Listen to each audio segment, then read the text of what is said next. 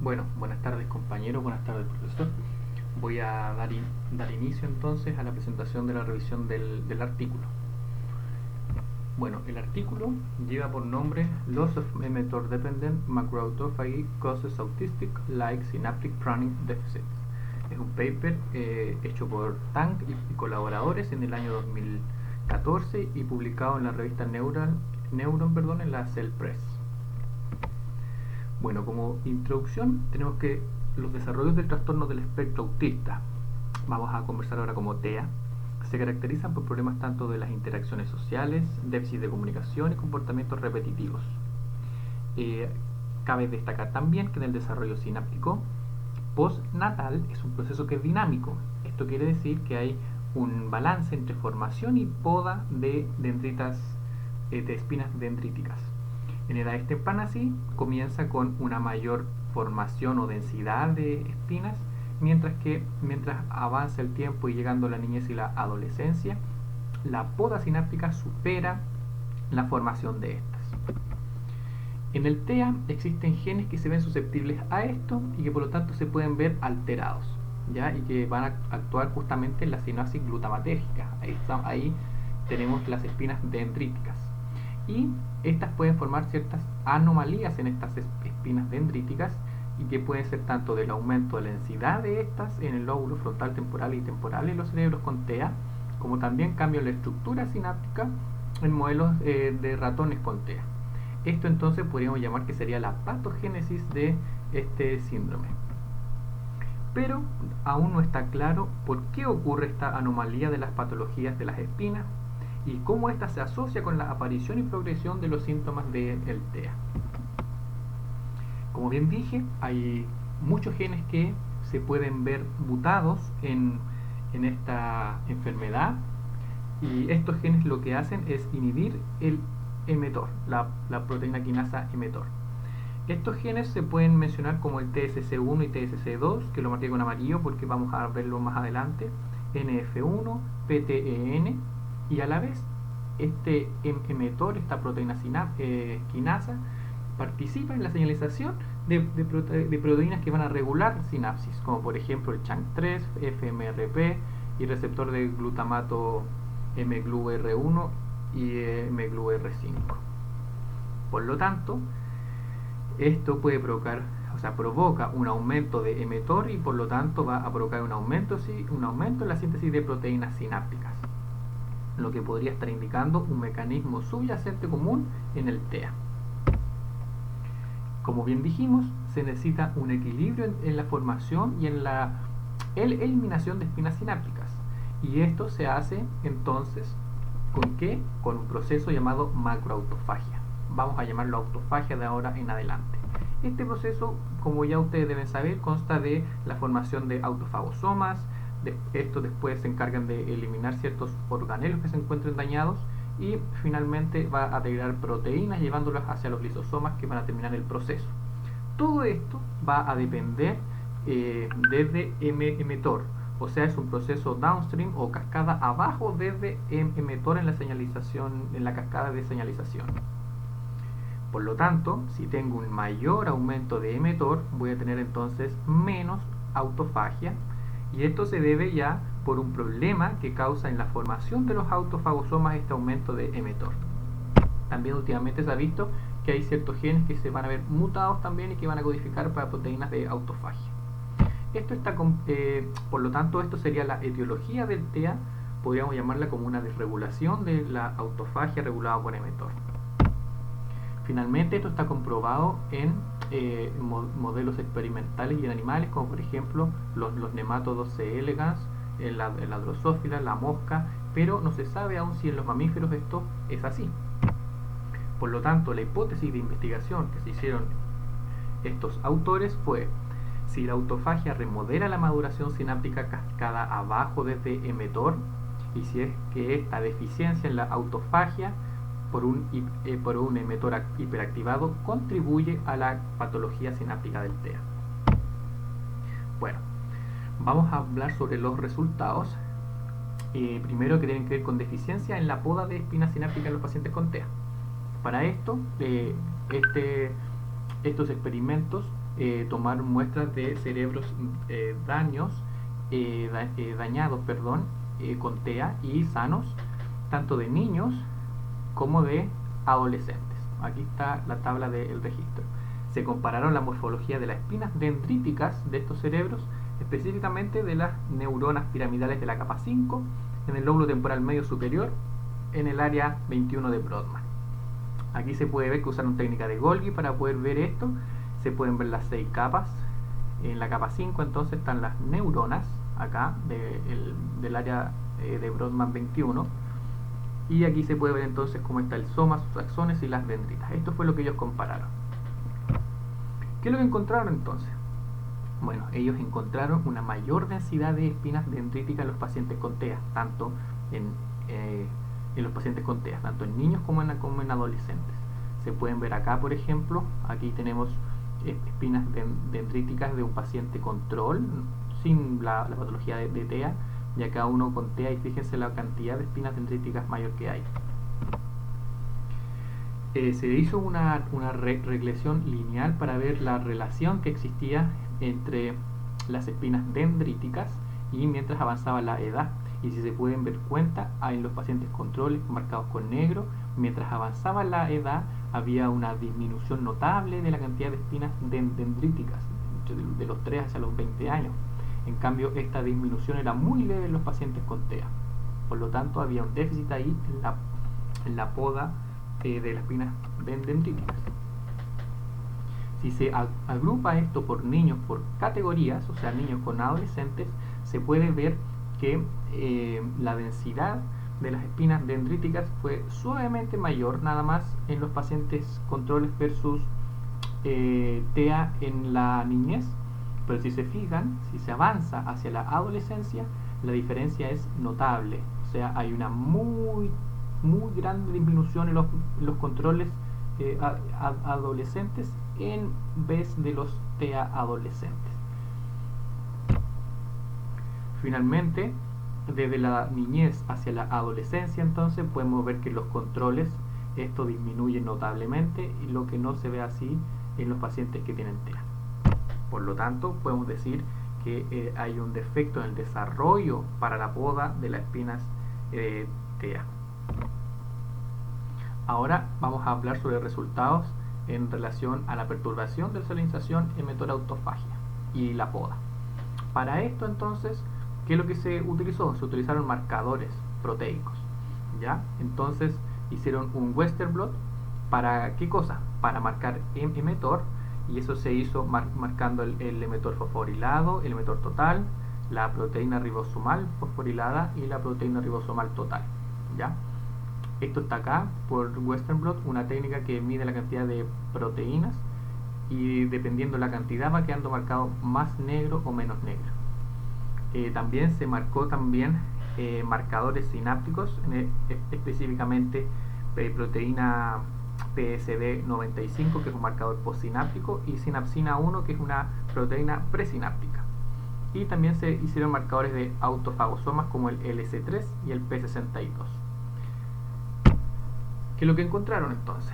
Que hubo una disminución de emetor fosforilado como de emetor total, mientras aumenta la edad en los controles, y no encontraron esa disminución en los pacientes con TEA. Y también se encontró que el emetor fosforilado en los pacientes con TEA versus control a los 13 a 20 años en los adolescentes era mucho mayor en los TEA. ¿Ya? El P62, que es un indicador también de emetor, de la actividad del emetor, presentó los mismos cambios que el P-emetor total y el fosforilado. Eso quiere decir de que hubo una disminución significativa en la caída del PS6 en los controles, no así en los TEA con la edad, pero sí hubo una diferencia en los TEA versus control en la adolescencia.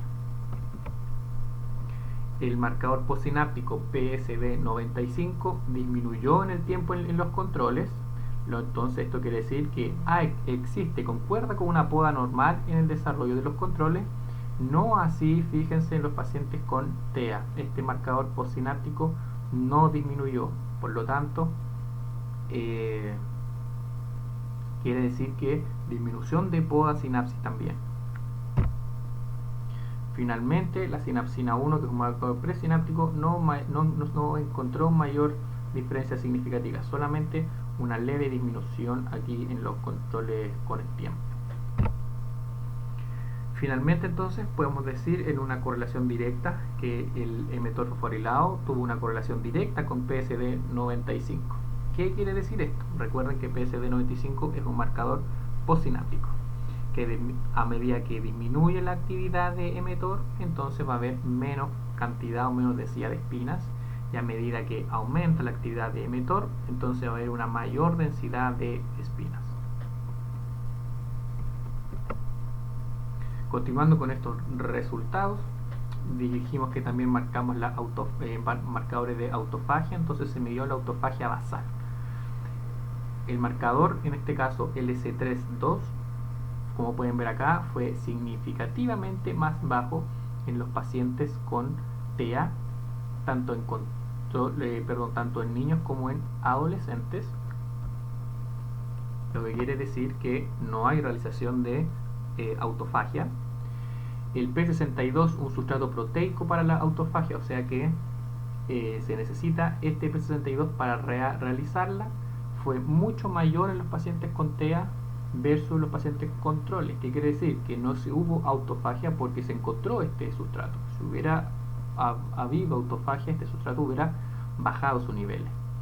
Por lo tanto, estos datos sugieren un bajo nivel de autofagia basal en la corteza temporal del TEA durante todo el desarrollo, o sea, tanto en niños pequeños como en adolescentes.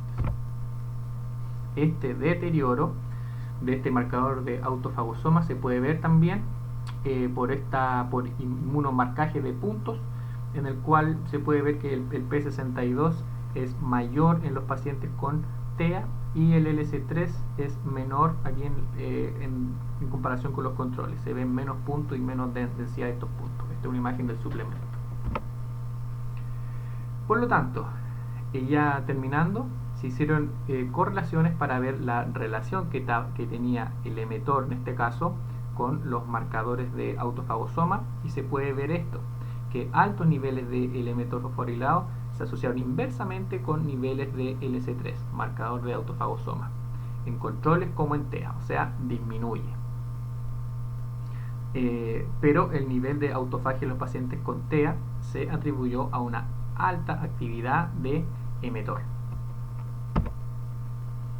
Y por último, altos niveles de LC3, que es un marcador de autofagosoma, se asociaron inversamente con niveles de PSD 95, que es un marcador postsináptico. Esto quiere decir entonces que la autofagia dependiente de emetor se correlaciona negativamente con la densidad de espinas en el cerebro humano, tanto en niños como en adolescentes. Y llegamos a los últimos resultados, que es, vamos a ver una desregulación del emetor, y esta desregulación entonces causa efectos en la poda de espinas en modelos animales con un gen mutado, un gen que regula entonces la actividad del emetor. Para esto se utilizaron modelos ratones, animales knockout, en el cual se mutó el gen TSC1 y el gen TSC2, ¿ya?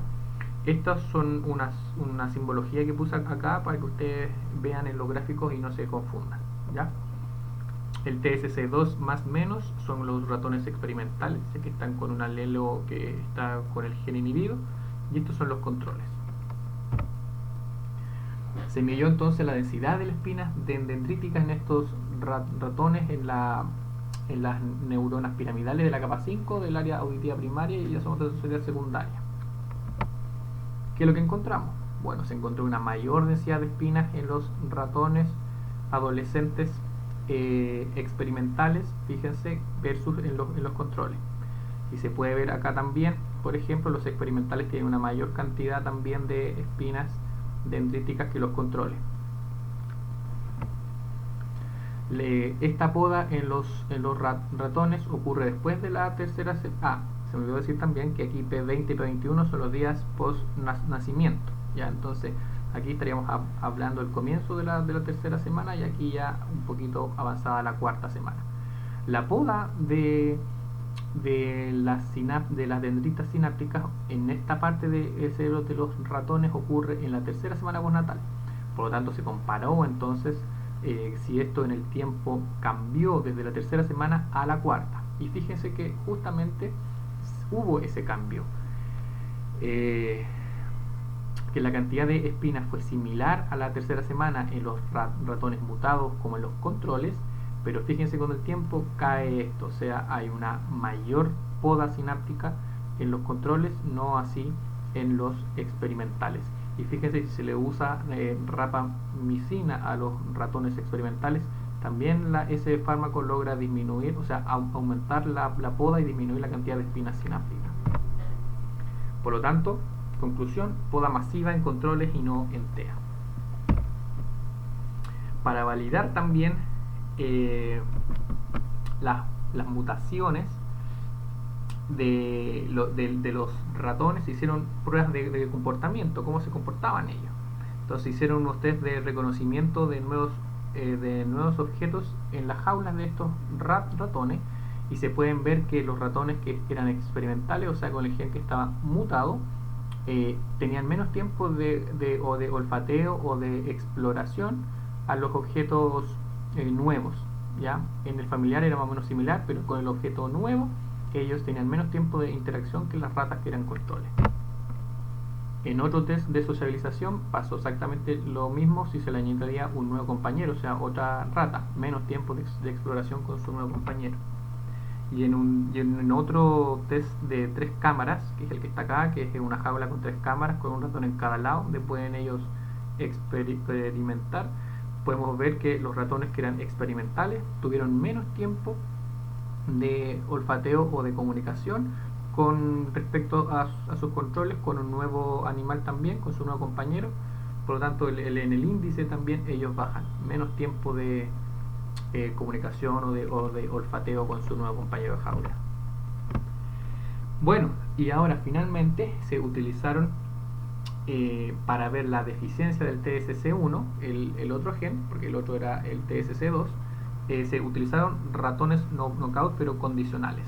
Esto quiere decir que estos ratones se les modifica ese gen pero en un tiempo determinado y en unas células o en un tejido específico, no como en los otros ratones que ellos nacen con el gen ya mutado. Entonces se les inactivó en las neuronas piramidales del lóbulo temporal. Esta inactivación comenzó en la etapa 2 o 3 y luego a medida que avanzó en el tiempo aumentó a todo el nivel de las otras capas. Ojo que fue, fíjense, a principio de la tercera semana. Recordemos que en la tercera semana comienza la poda en los ratones. ¿Qué es lo que se encontró? Se encontró lo mismo.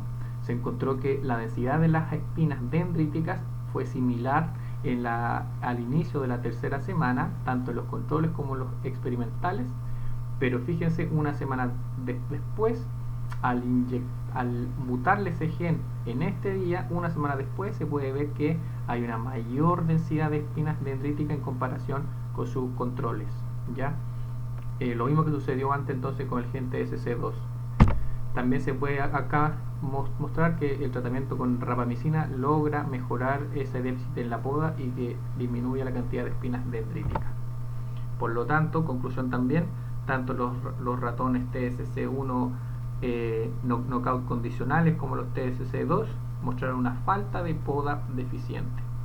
Y esto debido a una inhibición de mTOR por TSC, esto quiere decir que la inhibición de mTOR por TSC, por este gen, es necesaria para que la poda de la espina dendrítica se pueda realizar. ¿Qué conclusiones entonces, ya llegando al final, podemos sacar esto al respecto?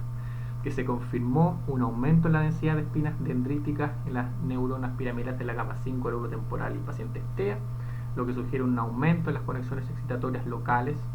Se encontró que un defecto de la poda de las espinas dendríticas fue responsable del aumento anormal de densidades sinápticas en TEA, tanto en niños como en adolescentes.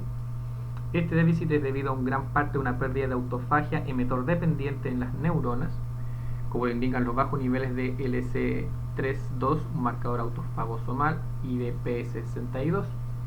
La disminución casi lineal del número de espinas en el lóbulo temporal ocurre en las 2 primeras décadas y la pérdida de sinapsis es ampliamente mayor en controles que los pacientes con TEA. Este déficit podría contribuir entonces a las anormalidades en funciones cognitivas en las personas con TEA. Finalmente, cerebros con TEA presentan problemas e interrupciones en la señalización de mTOR y de efectos sinápticos. Deficiencia en la autofagia es consecuencia de la sobreactivación de mTOR y altamente relacionado con la patología de espinas dendríticas en el TEA. Se comprobó en modelos animales que la inhibición de la autofagia neuronal producía una inhibición similar en el desarrollo normal de la poda de espinas y el comportamiento en el TEA. Y estos datos sugieren entonces un vínculo directo entre la autofagia regulada por mTOR y la poda de conexiones sinápticas durante el desarrollo postnatal.